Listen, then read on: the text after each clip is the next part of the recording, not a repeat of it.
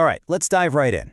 Today we're going to explore a single, really powerful concept, but we're going to look at it from two completely different angles. It's a story about how the exact same signs can point to two entirely opposite futures. So this is the big question we're tackling today, isn't it? When reality feels, well, inverted, when everything seems backwards, what does that actually mean? Is it a warning that everything is about to collapse, or is it an invitation to see the world in a brand new way?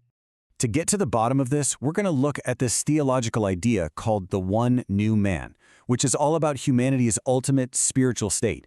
And we'll do that through the work of two modern interpreters, Jonathan Kleck, who calls himself a harbinger of the end, and Matthew, who sees himself as a messenger of hope. Now, here's what's so fascinating. Both of these men begin from the exact same place. They have this one fundamental point of agreement. Our world, our reality, is totally inverted. This core concept is called inversion. The belief is that what we think of as normal is, spiritually speaking, completely backwards. So to get to the real truth, you can't just take things at face value. You actually have to learn how to mentally flip everything you see and hear. And this idea, well, it's the key that unlocks both of their worldviews. So let's start by looking at the perspective of the harbinger. For Jonathan Kleck, this inversion isn't some puzzle to be solved. No, it's a verdict. It's a clear sign of judgment on a fallen world. He puts it pretty bluntly.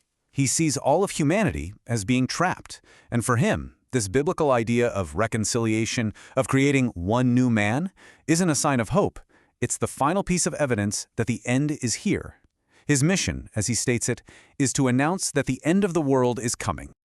And he believes he has proof. He points to things like reports of the Voyager 2 spacecraft sending back an upside-down signal from the depths of space. He interprets the Vatican's architecture as being shaped like a giant serpent. He even points to religious art that, when you flip it, seems to reveal darker hidden meanings. For Kleck, these are not just weird coincidences, they are absolute confirmation of a system that's doomed. And this is exactly why he calls himself the harbinger. You know, a harbinger isn't just a messenger, they're the forerunner.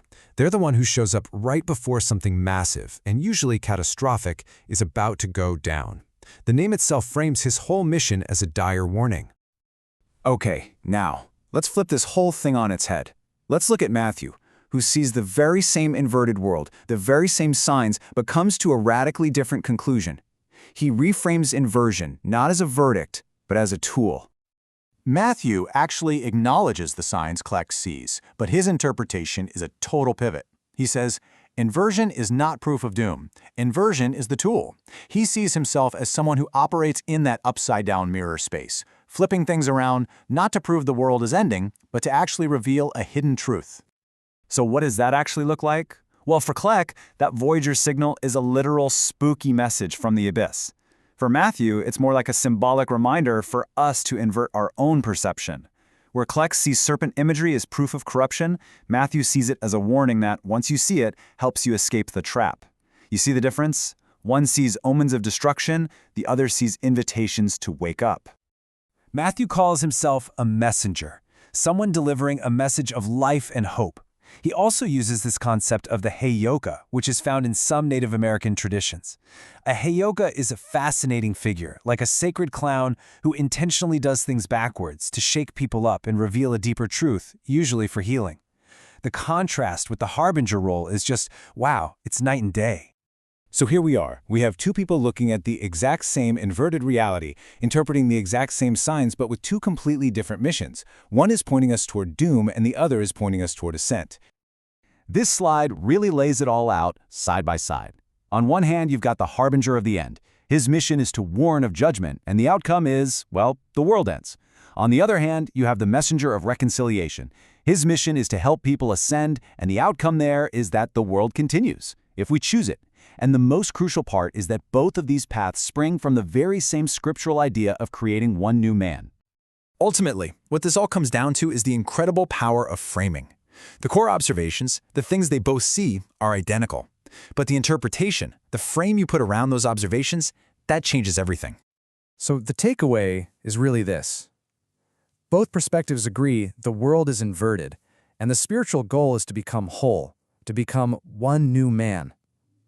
But whether that whole process signals the end of everything or the beginning of a brand new chapter, that depends entirely on the lens you're looking through.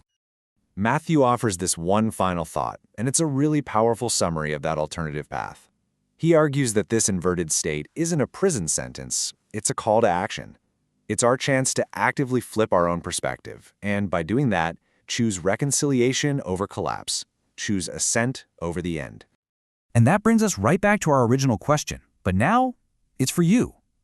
If you accept the idea that the world is inverted, then the really critical question becomes, how will you choose to see it? As a harbinger of doom or a message of hope?